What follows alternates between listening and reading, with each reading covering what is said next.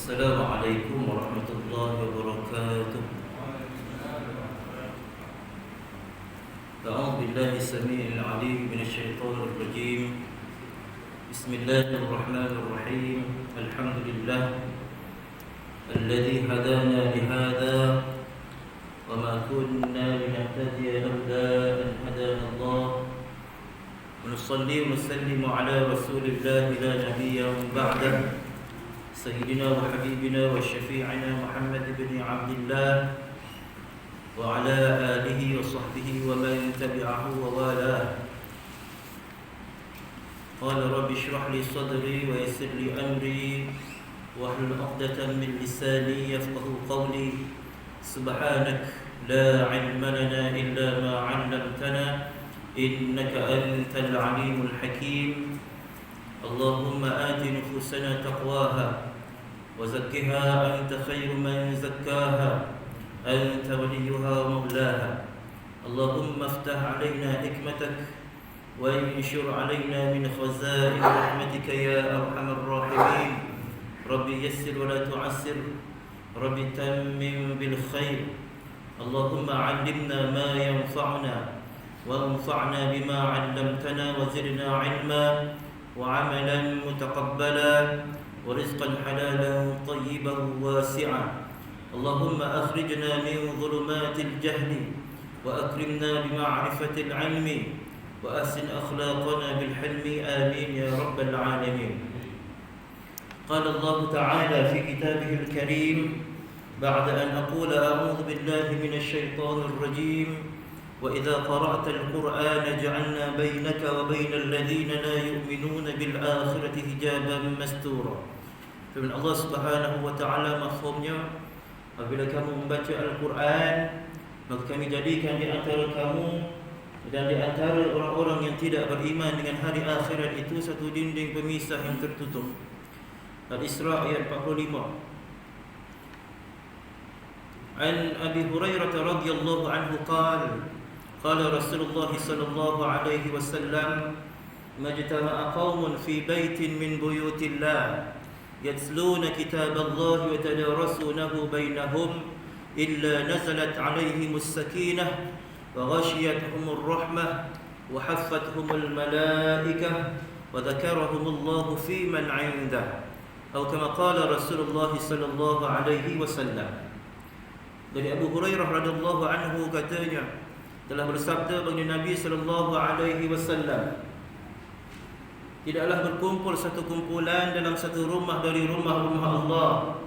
Mereka membaca kitab Allah, yakni Al-Quran, dan saling belajar mempelajari antara mereka, melainkan akan diturunkan ke atas mereka as-sakinah, yakni ketenangan. Akan seliputi mereka itu dengan rahmah, yakni kasih sayang Allah, dan para malaikat menyertai mereka. Dan Allah Subhanahu wa taala akan menyebut nama-nama mereka, yakni sebagai tanda kebanggaan di hadapan para malaikat. Sama-sama kita mulakan dengan membaca Ummul Furqan. Moga-moga Allah Subhanahu wa taala merahmati kita semua, memberkati majlis ini, dan semoga Allah tujuh rahmat dan maghfirahnya kepada ibu-ibu dan bapa-bapa kita, guru-guru kita, khususnya guru kami almarhum Syekh Abdul Azim Al-Sya'bani Sultan rahimahullah, dan tuan-tuan boleh pasang hajat masing-masing. Mudah-mudahan Allah Subhanahu wa taala makbulkan hajat-hajat kita insya-Allah. Al-Fatihah. A'udzu billahi minasy syaithanir rajim. Bismillahirrahmanirrahim. Alhamdulillahi rabbil alamin. Ar-Rahmanir Rahim. Maliki yaumiddin. Iyyaka na'budu wa iyyaka nasta'in. Ihdinas siratal mustaqim. Siratal ladzina an'amta 'alaihim ghairil maghdubi 'alaihim waladdallin.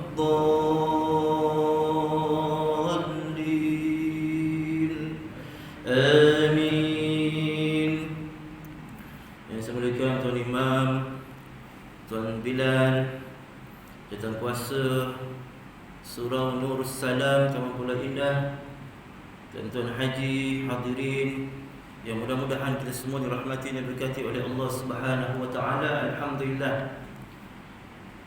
Pertamanya marilah bersama-sama kita merafakkan setinggi-tinggi rasa kesyukuran kehadrat Allah Subhanahu wa taala dengan limpah rahmatnya, inayahnya, keidinannya, keredaannya. Dapat lagi kita bersama-sama berada dalam halaqah ilmu, halaqah Al-Quran pada malam ini, buat kali keduanya. Mudah-mudahan Allah Subhanahu Wa Taala memberikan kepada kita segenap fadilat bagi orang-orang yang berada dalam majlis taman-taman syurga Allah Subhanahu Wa Taala ini. Tuan-tuan, apa khabar? Semua sihat? Alhamdulillah. Segala puji bagi Allah, Tuhan seluruh alam. Kita teruskan ucapkan alhamdulillah sebagai tanda syukur kita kepada Allah Subhanahu wa taala. Salawat dan salam atas junjungan yang besar baginda Nabi sallallahu alaihi wasallam. Banyakkan kita bersolawat. Mudah-mudahan salawat kita itu nanti mampu untuk menterjemahkan rasa kecintaan kita kepada Nabi sallallahu alaihi wasallam, bertemukan nanti kita dengan baginda Nabi sallallahu alaihi wasallam di Telaga Kautsar Nabi sallallahu alaihi wasallam. Siang dan malam kita jangan kita kosongkan, melainkan ada dalamnya masa yang kita peruntukkan untuk kita bersolawat kepada baginda Nabi sallallahu alaihi wasallam. Selawatlah sebanyak mana yang kita mampu. Paling tidak siang 10 kali, malam 10 kali, untuk menentukan kita mendapat syafaat baginda Nabi sallallahu alaihi wasallam. Di sana ada satu cara kita bersolawat seperti mana yang Nabi sallallahu alaihi wasallam tunjukkan ketika mana baginda Nabi sallallahu alaihi wasallam bertasbih. Bertasbihnya sekali, tapi disebutnya di hujung itu bilangan zinata arsy. Subhanallah zinata arsy. Ucap subhanallah sekali je, tetapi bilangannya seperti bilangan zinah. Zinah ni maksudnya perhiasan. Zinata arsy, perhiasan-perhiasan yang ada pada arasy Allah Subhanahu wa taala. Pernah dengar kan kalimah tu? Subhanallah zinata arsy. Subhanallah adada khalqih. Bilangan makhluk Allah Subhanahu wa taala. Bilangan ciptaan Allah Subhanahu wa taala. Subhanallah ya sebut sekali je. Tetapi bila kita sebut adada khalqih, maknanya pahalanya kita harapkan seperti mana bilangan makhluk ataupun ciptaan-ciptaan Allah Subhanahu wa taala. Begitu juga dengan selawat kita boleh buat begitu juga tuan-tuan. Seperti mana yang para ulama menyebut tentang satu jenis selawat yang disebut selawat tafrijiyah. Pernah dengar tuan-tuan? Selawat tafrijiyah. Kalau tuan-tuan tengok di YouTube, di video-video Facebook ada selawat tafrijiyah ni, kalau dapat kita hafalkan, kerana dalam selawat itu ada doa-doa yang boleh kita ungkapkan, dan moga-moga dengan kita berselawat, doa kita itu dengan wasilah selawat itu Allah Taala makbulkan hajat-hajat kita yang kita sebut dalam selawat itu. Banyak sebenarnya selawat lain, selawatun nur dan sebagainya. Hari ini sebelum kita lihat surah Al-Fatihah ni, suka saya nak kongsi supaya kita dapat amalkan, iaitu selawat tafrijiyah ni. Kalau tuan-tuan pernah dengar ataupun tuan-tuan lihat dalam YouTube, dalam radio dan sebagainya, boleh sama-sama baca dengan saya, ataupun siapa yang tak pernah dengar kan, sama-sama kita dengar, amati, dan boleh cari insya-Allah lepas ni untuk kita hafalkan, kemudian kita amalkan insya-Allah. Sama-sama selawat tafrijiyah dengan saya, dan insya-Allah jadi rutin pada kelas kita, majlis kuliah kita mulakan dengan selawat tafrijiyah ni sama-sama insya-Allah. Allahumma salli salatan kamilatan wa sallim salaman tamman ala sayyidina Muhammadin alladhi tanhalu bihi al-uqadu wa tanfariju bihi al-kurabu wa tuqda bihi al-hawaij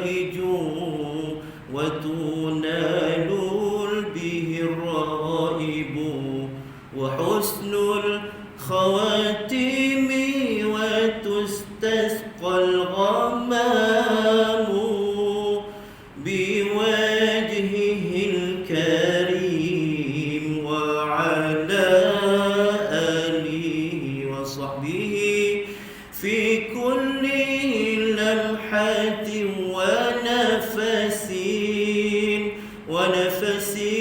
بعدد كل معلوم لك.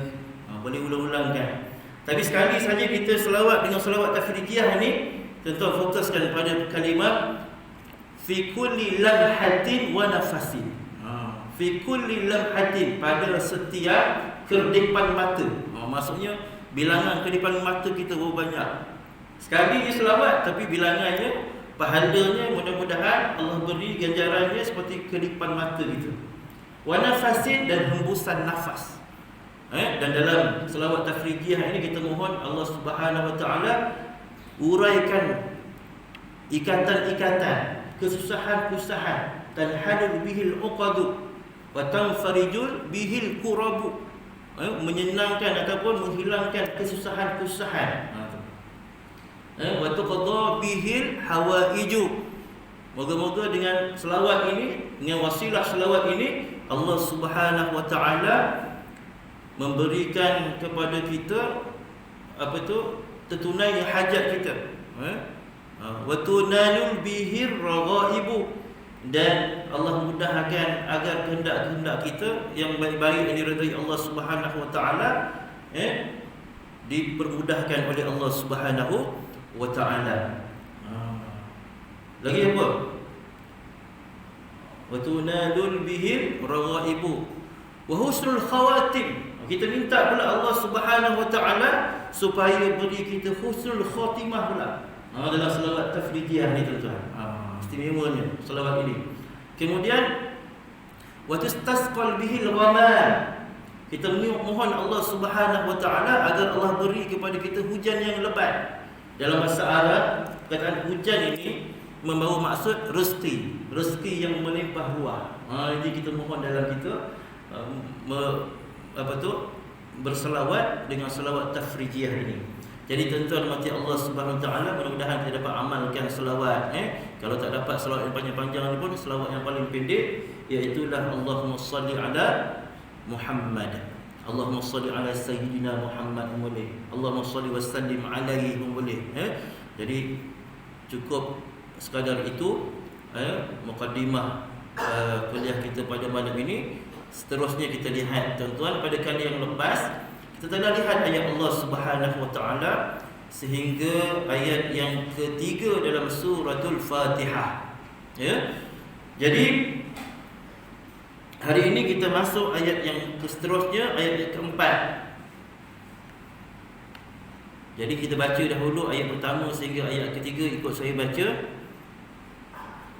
Bismillahirrahmanirrahim. Sila.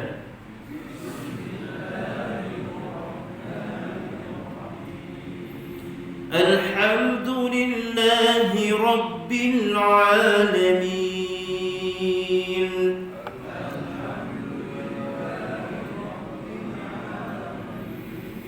Ar-Rahmanir Rahim.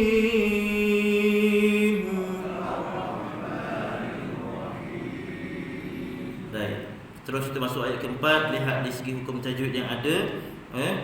Kita lihat pula kesalahan-kesalahan yang mungkin berlaku dalam menyebut ayat-ayat dalam suratul Fatihah ini. Menerusi ayat keempat pada malam ini. Kalau sempat ayat seterusnya kelima dan keenam. Ayat keempat mula dengan Maliki yaumiddin. Maliki, ma man asli, liki yaumiddin. Liki, li tu tuan-tuan kena ringankan bunyi dia, supaya tuan-tuan tak masukkan li tu dalam kaf, jadi sabdu pula. Contohnya maliki yaum, jangan keras gitu, longgarkan li tu. Ini tempat-tempat, antara tempat yang biasa orang silap sebut maliki yaum, gitu. Sebenarnya maliki yaum, li tu lembutkan, ringankan dia. Liki yaumiddin, huruf kaf hamas, ki, Bunyi dia ada bunyi gitu. Ya. Maliki yaulin. Sifat bunyi yaw tu lin, sifat bunyi bukan mad lin. Jadi bunyinya lembut, tak boleh yaw gitu. Yaw lembut je. Yaumiddin, middin. Harfud dal. Mim bagi bawah terus masuk dalam dal, lam tidak dibunyikan, terus masuk dalam dal yang bersabdu, maka hukumnya idgham asy-syamsi. Idgham asy-syamsi masuk dalam dal itu, pastikan huruf dal itu kita sebut dengan makhrajnya antara gusi dan gigi atas. Mid gitu. Ingat mid, jangan kena pada langit. Middin gitu. Middin. Dia lembut je huruf dal ni. Dal. Ya. Jadi dah jumpa pada ayat kedua. Yang lepas alhamdu tu kan. Samalah sini huruf dal. Dia terus masuk pada dal tu. Middin. Jadi orang Arab ni dia tak boleh sebut dal gitu. Dal. Durian tak boleh. Dah habis dah. Mesti durian. Ujung-ujung dah. Dia tak boleh durian. Duduk. Tak boleh duduk, tak boleh. Duduk. Jadi begitulah huruf dal dalam huruf hijaiyah. Kemudian di hujung itu man'arib lisukun din. Sebelum ini kita ambil 6 harokat. Dalam ayat pertama, ayat kedua dan hujung ayat ketiga kita baca 6 harokat. Maka hujung ayat keempat ini pun kita baca 6 harokat. Daripada 3 option 2, 4 ataupun 6 harokat. Jadi kita pilih yang 6. Di sini pun kita seragamkan 6 harokat. Jangan kejap 2, kejap 4, kejap 6. Kalau 2 semua, kalau 4 semua, kalau 6 semua. Kalau tidak, kita telah menyalahi hukum bacaan. Tak boleh kita talfiq. Talfiq fil qiraah la yajuz.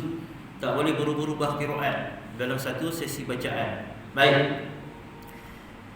Jadi selesai kita baca ayat keempat. Sebelum itu suka saya sebut qiraah yang paling masyhur ataupun jumhur qiraah.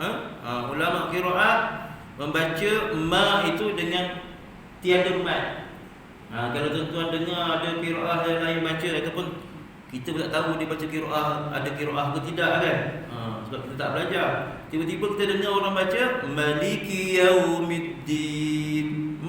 Tak ada mat, tak panjang. Sebenarnya ada qiraah yang sebenarnya lebih aula baca dengan tidak ada mat. Tapi kita baca dengan bacaan Hasan Asim dari Syatibi, kita baca 2 harokat. Jadi kita baca semua sekali dengan satu qiraat. Tak boleh pula kita baca kat sini, kita tahu ma ni masyhurnya baca dengan tidak ada mat, kita pun ambil satu je. Ma tu kita tak baca dengan mat. Tak boleh. Cuma untuk panduan kita, kalau akan datang kita jumpa orang baca ma tu pendek, jangan salah, jangan terus cakap ni salah baca ni. Jangan. Sebab ilmu kita mungkin tak sampai ke tahap itu kan. Kita andaikanlah dia ada qiraah yang lain, itulah. Rendah diri kita dengan ilmu, insya-Allah. Jadi saya baca ayat keempat ini, sama-sama kita perhatikan dan sama-sama baca insya-Allah. Maliki Yaumiddin. Sila. Maliki Yaumiddin. Alhamdulillah, barakallahu fiik. Kita lihat makna dia. Maliki, yang memiliki ataupun yang menguasai. Yaumiddin, hari pembalasan, hari akhirat, maksudnya hari kiamat. Yang memilikinya adalah Allah Subhanahu wa ta'ala. Secara sirriyah ataupun secara apa? Secara suratannya. Secara macam kalau di dunia ni, tuan-tuan macam Allah, kalau kita lihat yang memiliki dunia ni orang-orang yang berkuasa, kan? Nampak macam tu, tapi sebenarnya kuasanya hanya milik Allah Subhanahu Wa Taala, sama ada dunia ataupun di akhirat. Tapi dunia ni kita boleh nampak seolah-olah orang-orang yang yang berkuasa, yang ada pangkat, raja-raja, dia jadi berkuasa di dunia ni. Betul? Tetapi di akhirat memang tidak ada langsung kuasa lain yang kita nampak selain daripada kuasa Allah Subhanahu wa taala. Secara tersirat dan tersurat begitu. Kalau di dunia ni tersuratnya nampak macam ada kuasa lain daripada kuasa Allah Subhanahu wa taala. Tetapi tersiratnya memang kuasa Allah SWT secara total semua sekali sebenarnya milik Allah Subhanahu wa taala. Itu dunia. Tapi di akhirat semuanya adalah milik Allah Subhanahu wa taala, sama ada tersurat ataupun tersirat. Memang tak ada nampak kuasa lain lagi lah di akhirat nanti. Hanya kuasa Allah Subhanahu wa taala. Adilnya Allah Subhanahu wa taala memang tidak dapat disangkal lagi, tidak dapat diselindung lagi di hari pembalasan Allah Subhanahu wa taala, iaitu hari akhirat. Di dunia ni kita boleh nampak orang ada duit boleh menang dekat court, kan? Orang ada duit salah pun jadi betul. Yang betul pun jadi salah sebab ada duit. Nampak macam tak apa adil nampaknya. Tetapi sebenarnya itu juga adalah ketentuan Allah Subhanahu wa taala. Tetapi di akhirat memang nampak jelas akan keadilan Allah Subhanahu wa taala, tidak ada yang dapat berselindung, tidak ada yang dapat membela orang-orang yang bersalah, walaupun dia di dunia itu orang-orang yang terpengaruh dan sebagainya. Jadi tuan mati Allah, orang-orang yang berpengaruh, tak silap, orang-orang yang berpengaruh di dunia. Di akhirat tidak ada yang dapat membela orang-orang yang tidak dibela oleh Allah SWT. Pembelaan di akhirat hanyalah pembelaan Allah Subhanahu wa taala sahaja. Tuan-tuan mati Allah Subhanahu wa taala, kita lihat seterusnya ayat yang ke-5. Baik. Iyyaka na'budu wa iyyaka nasta'in. Huruf ya satu, iyyaka. Ya satu tak boleh baca macam ya dua. Macam ada dua ya, tak boleh. Ada orang kata kalau ya bersabdu ni ataupun huruf apa-apa lah yang bersabdu sama macam huruf itu ada dua, satu mati, satu berbaris. Tak sama tuan-tuan. Namanya pun syaddah. Syaddah maksudnya bersangatan bunyi dia. Jadi kita tekan betul. Masuk ya. Masuk dalam ya, benamkan dulu. Iya. Tak boleh baca iya je. Kalau satu mati huruf ya, satu lagi ya balik atas, boleh kita baca iya. Betul? Iya. Macam betul lah baca kalau satu mati, satu balik atas. Tapi kalau sabdu salah baca dengan iya. Kena baca iya. Masuk sabdu betul. Itu cara dia. Jadi menjadi kesalahan kalau kita baca sambil lewa je. Iyyaka na'budu wa salah baca gitu. Mesti ditekankan huruf ya tu, benamkan bunyi dia. Baik. Iya man asli ya. Ka hamas, huruf kaf depan sedikit dari makhraj huruf qaf. Huruf qaf pangkal lidah di depan sedikit. Huruf qaf isti'la di istifal, huruf kaf. Ka. Iyyaka na'budu huruf ain dengan kerongkong. Sekira-kira huruf ain ni tuan-tuan, bila kita sebut, kita tutup hidung, bunyi dia sama. Tak ada bunyi kalau bunyi itu salah. Huruf ain kita dia pertengahan kerongkong, dia tak kena pada hidung. Iyyaka na'budu. Dan huruf ain ni tidak ada qalqalah. Ini satu tempat lagi kalau kita perasan, mungkin kita sendirilah, jadi kita perlu betulkan insya-Allah. Ain ni ada qalqalah, na'budu contohnya kan.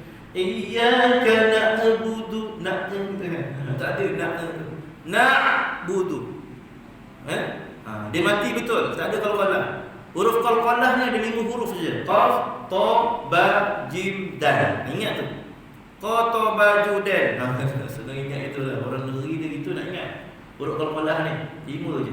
Selain daripada tu tak ada pantulan bunyi huruf. Ya. Iyyaka na'budu wa Ni kadang kalau dulu saya dulu kecil-kecil bacanya memang du tu panjang kan. Iyyaka na'budu wa iyyaka. Tak boleh baca begitu. Du tidak ada mad sama sekali. Kalau panjang kan du tu ada lain dah makna dia. Berubah makna. Jadi tidak ada mad. Jadi ingat, boleh berlaku kesilapan yang besar dalam bacaan Al-Quran kita, yang disebut sebagai lahnun jali dengan beberapa sebab, tuan-tuan. Yang pertama adalah huruf. Berubah huruf. Berubah huruf ini bukan berubah secara jelas saja. Secara jelas macam ni, huruf ta kita baca huruf ta, jelas kan? Ataupun memang lain betul. Huruf ta baca dengan huruf da contohnya kan. Itu memang betul-betul berubah betul. Itu pun silap. Kalau kita baca dengan makhraj yang salah pun dia jadi berubah, jadi lahnun jali juga, kesalahan yang jelas, kesalahan yang berubah makna. Yang disebutkan Al-Quran melaknat pembacanya, itulah lahnun jali. Yang pertama, berubah huruf. Contohnya huruf ain baca dengan huruf hamzah je. Na'budu baca dengan na'budu hamzah. Itu berubah makna, tuan-tuan. Lahnun jali nama dia. Kemudian panjang pendek. Yang panjang kita baca pendek. Maksudnya yang ada mad, 2 harakat kita baca dengan tanpa mad. Ataupun yang yang pendek kita baca panjang. Macam ni tadi. Iyyaka na'budu wa iyyadu, tu panjangkan. Itu jadi lahnun jali. Kemudian yang berubah makna atau disebut lahnun jali bila mana kita salah berhenti pun. Berhenti salah tempat. Ataupun ibtidaknya salah. Ibtidaknya mula bacaan pada tempat yang salah. Ini pun boleh menjejaskan makna. Ini antara 3 yang kita kena jaga, supaya kita dapat elakkan daripada lahnun jali, kesalahan yang boleh menjejaskan makna ayat Al-Quran yang kita baca. Baik. Sama lagi. Jadi itu tadi kena pendekkan. Iyyaka na'budu wa iyyaka nasta'in. Wa sekali lagi ya sabdu. Masukkan betul. Ya man asli ka nasta'in. Huruf sin nipiskan. Tunjukkan gigi tu. Kan? Huruf sin yang sebelum ni kita jumpa huruf sin bismillah tu kan, saya dah sebut dah. Macam bentuk gigi huruf sin ni, jadi kena tunjuk gigi. Baru dia jadi nipis huruf sin tu. Di sini pun sama. Kalau tidak, kita akan terbaca tebal, nas gitu. Itu tebal, nas. Automatik ta dia tak jadi ta, dia jadi ta. Nasta'in. Itu tak betul. Dia semua jadi mengikut salah nanti. Jadi huruf sin start kat situ mesti kena nipiskan. Iyyaka na'budu wa iyyaka nasta'in. Ta hamas. Ta. Ujung lidah sentuh antara gusi dan gigi atas. Sama macam huruf dal. Dal. Ta. Sama. Dan satu huruf lagi yang sama makhraj dengan dal dengan huruf ta ni, iaitu huruf ta. Makhrajnya sama, iaitu hujung lidah sentuh pada pangkal gigi atas ataupun antara gusi dan gigi atas. Baik. Kemudian huruf ain. Ta'in, tekan pada pertengahan kerongkong. Ain, rasa pertengahan kerongkong tu. Huruf al-halqu tu ain. Jadi tak boleh kita baca dengan hamzah. Ta'in, jadi halqi pada bawah. Ta'in, ta'in, tekan itu pertengahan kerongkong. Jadi di hujung itu juga man arif lisukun, kita baca dengan 6 harakat. Waqaf dengan mematikan 2 huruf, 1 huruf mad dan yang kedua, huruf yang kedua adalah huruf konsonan selain daripada huruf mad. Dengan niat kita nak waqafkan bacaan. Jadi man arif lisukun dalam bahasa Arabnya itu. Baik. Jadi selesai bacaan ayat yang kelima. Iyyaka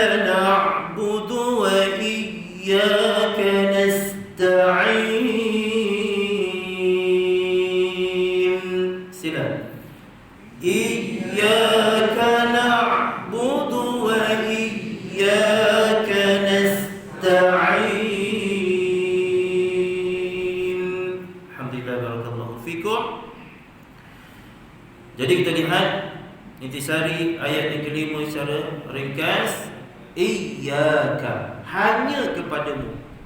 Iyyaka, hanya kepadamu. Maksudnya tidak ada lagi Tuhan lain, tidak ada kepada yang lain lagi. Jadi bila kita tekan tu syaddah di situ, menunjukkan memang takkid, memang tak ada yang lain sama sekali. Gitu maksudnya. Kalau kita baca iyyaka, longgar, bunyi dia pun longgar, maksud dia pun jadi longgar juga. Jadi tekankan betul tadi, maksudnya hanya kepada engkau lah. Ka atas tu anta, iyyaka ya Allah.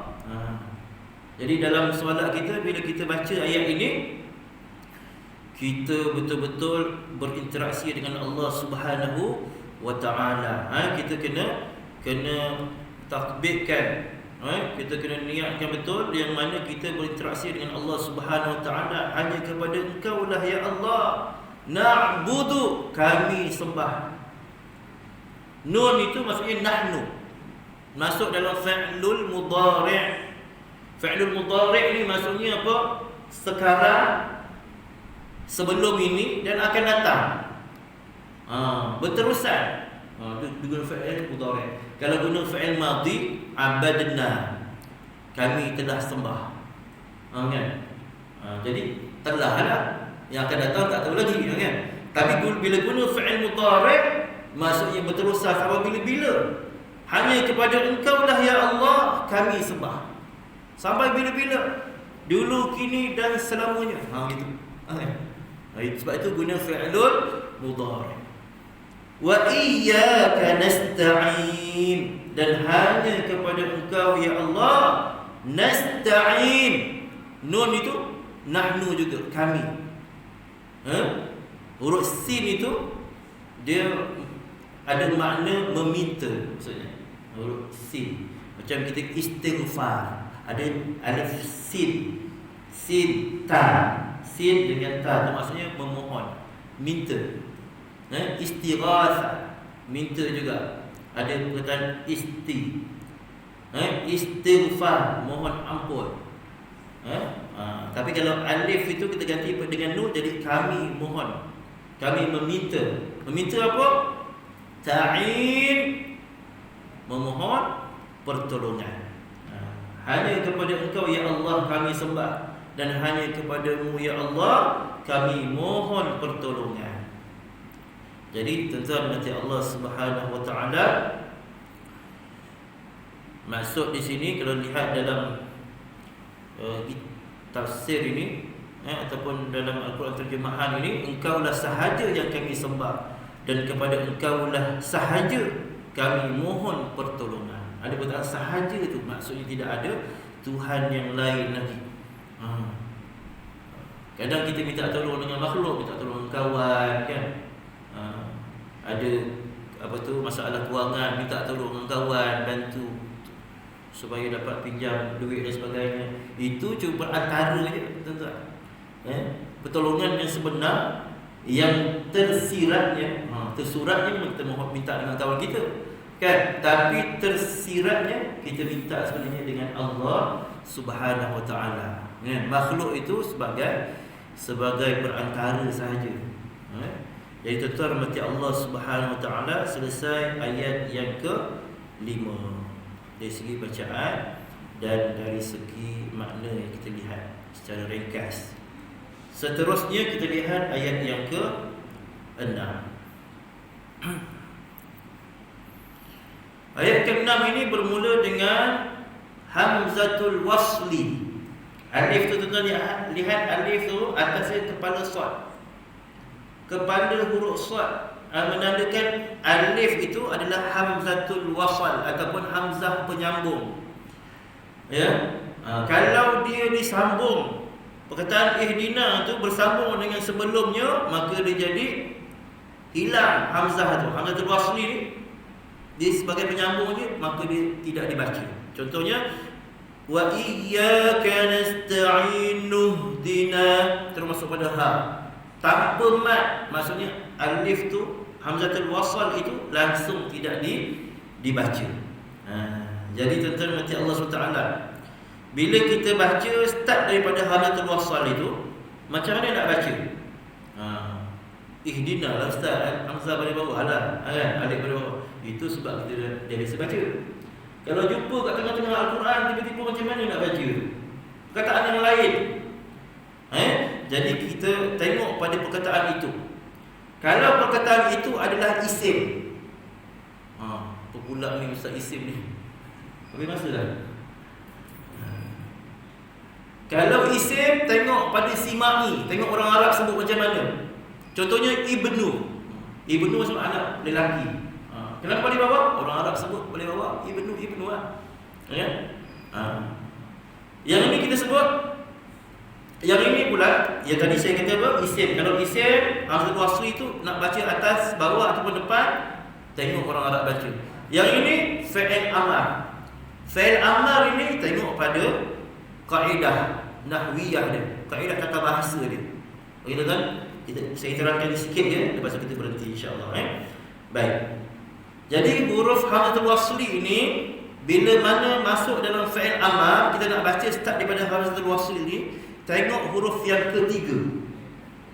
Huruf yang ketiga huruf apa tuan-tuan? Alif, ha, dal. Huruf dal itu huruf ketiga. Kalau huruf ketiga itu berbaris bawah ataupun atas. Ini bawah kan? Ataupun atas, maka hamzatul wasli itu dibaca baris bawah. Ihdi contohnya baris bawah. Kalau baris atas, irfa. Alif, ra, fa. Fa baris atas, alif baca baris bawah. Irfa. Huruf ketiga baris atas pun sama, alif baca baris bawah. Tapi kalau huruf ketiga baris depan, alif itu dibaca baris depan juga. Contohnya unzur. Alif, nun, za. Za baris depan, dia baca baris depan. Unzur. Itu dia sifir dia. Jadi hamzatul wasli ini tuan-tuan sama ada dibaca dengan baris bawah ataupun baris depan. Baris atas tak ada. Tak ada baris atas. Tuan-tuan sama ada baris depan ataupun baris bawah. Jadi itu sebagai permulaan ayat ke-6. Masa dah kita berhenti. Belum habis lagi? Ada lagi masa? Tadi bunyi apa tadi? Okey, kita boleh terus lagi Ada lebih kurang 4 minit lagi. Bila faham tuan-tuan Ihdinas. Perkataan lain, Ibrib. Ibrib. Kenapa baca baris bawah? Sebab huruf yang ketiga, huruf ra baris bawah. Ibrib. Insab. Insab. Alif dibaca baris apa? Baris bawah sebab huruf ketiga adalah baris atas. Baik. Selesai. Jadi sekali lagi saya ringkaskan. Kalau jumpa hamzatul wasli, tengok pada perkataan itu. Kalau dia isim. Okey, isim pula saya pecahkan lagi dua. Kalau isim dia hamzatul wasli. Isim maknanya kata nama tuan-tuan, kata nama. Macam Ibnu tu anak lelaki, kata nama. Jadi kita tengok orang Arab sebut macam mana. Tetapi kalau isim itu alif lam. Isim tu depan dia ada, awal dia ada alif lam, maka alif itu mesti baca baris atas. Memang tak ada baca lain. Kalau alif lam, dia tak ada ul tak ada. Mesti al. Contohnya kita Allah, ingat itu alif lam tak? Alif lam ha, ada alif lam, ada lam ma'rifah namanya. Kalau ada alif lam pada isim, memang alif itu dibaca dengan baris atas. Kalau alif sahaja, tengok simai, orang Arab sebut macam mana. Baik. Kalau fi'lul amar macam ni pula, tengok huruf ketiga. Kalau baris atas dan ataupun baris bawah huruf ketiga, maka hamzatul wasli dibaca dengan baris bawah. Kalau huruf ketiga baris dhammah atau baris depan, maka huruf hamzatul wasli itu dibaca dengan baris dhammah juga. Gitu ya. Baik. Jadi baris bawah lah i. Jangan baca a. Ihdinas. Itu alif bawah a. Kok gitu aja. Alif bawah i lah. Ihdinas. Bukan ihdinas. Jadi ruha halki paling bawah. Bergema. Itu sebab dia dekat dengan dada. Ruha halki paling bawah. Kalau kita baca itu ruha pertengahan kerongkong. Yang ini saya kata tadi berubah perkataan. Jangan kita baca dengan cara sedemikian, rugi kita baca dengan makhraj yang salah. Jadi sebut betul-betul itu. Ihdinas sirat. Ihdi huruf dal, hujung lidah sentuh antara kursi dan gigi atas. Di.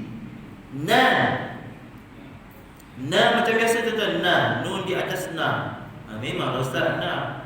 Tapi bila masuk dalam sad tu tadi, lepas tu ada huruf sad, yang itu yang takut kita. Na jadi no. Ihdino jadinya. Hati-hati Jadi na tetap na. Ihdinas, masuk sad baru tebal. Ihdinas sirat. Jangan ihdinos sirat. Kan? Perasaan-perasaan kan tengok kita baca macam mana tuan.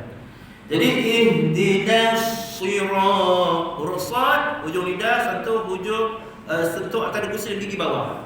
Nas, hujung lidah sentuh antara gusi dan gigi bawah. Lengkungan lidah pada langit di atas lidah, keluar dari situ makhraj huruf sad. Nas dan muncul ke bibir. Itbaq. Ihdinas siratal, ra tafkhim tebal, tal lam tanda sukun izhar. Lam ada bunyi kat situ sebab ada tanda mati pada lam, maka hukumnya izhar. Jelaskan bunyi lam, elakkan dengung, elakkan qalqalah. Jangan tal. Jangan tal dengung ataupun tal mus, jangan. Tal mus, mim pada depan muncul mu. Masuk sin buka mus. Jangan termuncul mus. Huruf sin bukan huruf sin bagi atas, sa bukan so. Kalau kita muncul mus, seolah-olah sin bukan bagi atas, bukan sa tapi so. Jadi buka mus, buka. Mustan. Jadi ta mudah untuk kita nipiskan bila huruf sin kita nipiskan. Mustaqim. Huruf qaf pakai lidah. Qim. Baik. Huruf hujung itu mad arid disukun. Jadi saya baca tuan-tuan ayat yang ke-6 ini sebelum kita tutup insya-Allah. Ihdinas siratal mustaqim. Sila. Ihdinas siratal mustaqim. Jadi huruf ta tuan-tuan tebal kan? Lam jangan tebal. Tal buka. Tal. Jangan muncul lam tu. Sebab lam pada atas bunyinya la, bukan lo. La. Tal. Sekali lagi. Ihdinas siratal mustaqim. Sila. Ihdinas siratal mustaqim. Alhamdulillah, barakallahu fikum. InsyaAllah di sehari ayat ke-6 ini kita akan lihat pada pertemuan akan datang insyaAllah. Ini cukup sekadar itu. Minta maaf salah silap saya. Kita tangguhkan dengan doa dan tasbih kafar. Bismillahirrahmanirrahim. Allahumma arhamna bil Qur'an waj'alhu lana imaman wa nuran wa hudan wa rahmah. Allahumma dhakkirna minhu ma nasina wa 'allimna minhu ma jahilna warzuqna